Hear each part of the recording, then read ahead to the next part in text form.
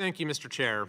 We've just received the latest test scores for students across this country, and they are absolutely alarming. What we see is that the trend continues to be one of decline, as you can see in this chart right here. The bottom part of the graph shows from 2013 to the present average scores in reading and in math, 4th and 8th grade. And then the top of the chart is particularly interesting because that shows the level of spending. The gray curve there is actually inflation.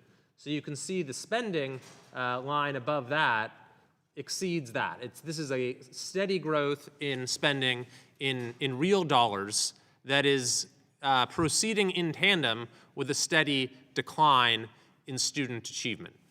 So when we're talking about the reforms that are going to be considered by the president as well as by this committee, I certainly welcome any arguments against them that seek to identify what the implications of those reforms might be.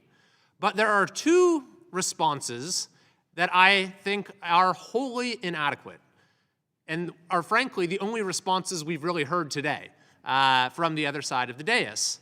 Number one is defending the status quo. This is the status quo. It is failure, continuing decline, a continual dimming of the prospects of America's young people, and a diminished capacity of America to lead the world. And the second response, also inadequate, is to say the solution is to just spend more money under the current system. Because as we can see, there has been an inverse relationship between spending and student achievement. So, Mr. Taylor, you mentioned this earlier, that simply spending more money doesn't necessarily help matters. Why do you believe that is, that we see this actually inverse correlation between spending and student achievement? Well, because we ultimately refer to the K through 16 system as the people who produce the product that we employers buy. And we are increasingly seeing a lower quality product come out of the K through 16 system.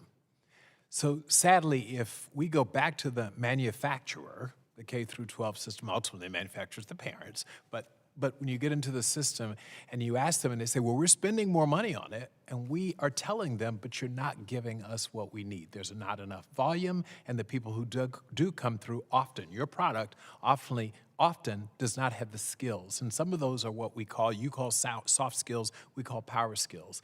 They don't know how to interact with other employees. They don't know how to work on teams. They don't know how to show up to work on time. Sure. There's a startling statistic that 20% of right now, Gen Z parents are showing up to the interviews with them. Like, this is what's happening in the workplace. So we're saying, got it.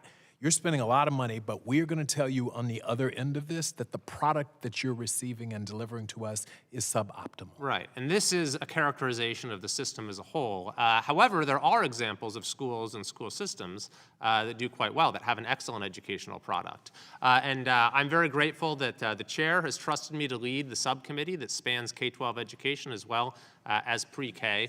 And our overarching goal is going to be to look at how can we make it so these examples of really good schools and good school systems become the norm rather than the exception. And I think that there are principles that you can clearly identify with successful school systems. They allow flexibility in terms of how schools are operated. They demand accountability for actual outcomes. And then they provide parents and families with choices. Now, this, of course, is generally a characterization of how charter schools work.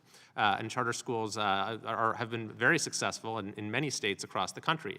So some of the priorities that our committee is going to focus on are, number one, the question of funding. How do we reimagine the role of the federal government in education, both when it comes to the bureaucracies that exist and how funding gets allocated? Number two is how can we support school choice in states and hold states accountable for policies that run against school choice, whether that be for charter schools or other forms of choice. Number three is how can we assist educators across the country in incorporating the very powerful personalized learning tools that advances in technology have made available. Number four, is examining how literacy is being taught across this country. There are still way too many districts and states that don't properly teach literacy.